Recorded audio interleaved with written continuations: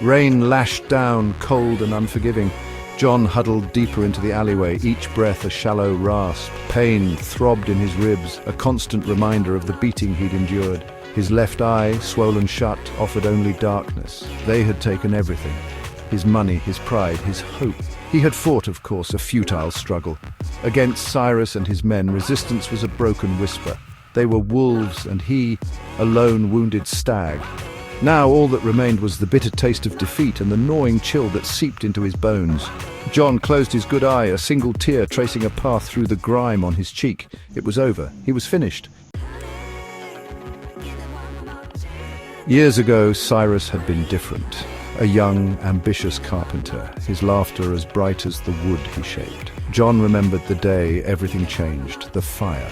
It had ripped through Cyrus's workshop, consuming everything in its path.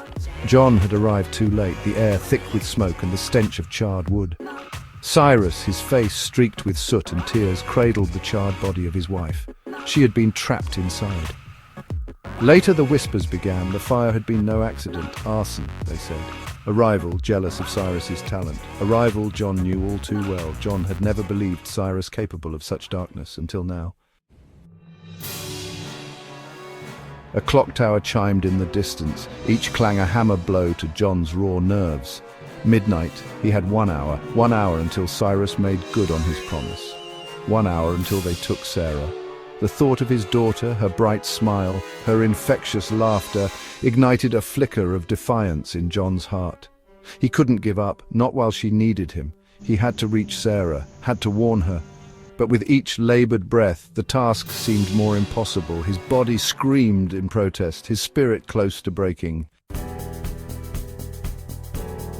A shadow fell over him, blocking out the rain-drenched moonlight. John tensed, his hand instinctively reaching for the knife that was no longer there. He didn't have the strength to fight. He could only wait for the inevitable.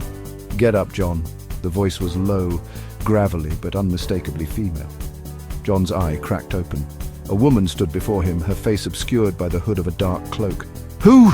he croaked, his throat parched. The woman knelt, her eyes sharp and knowing met his.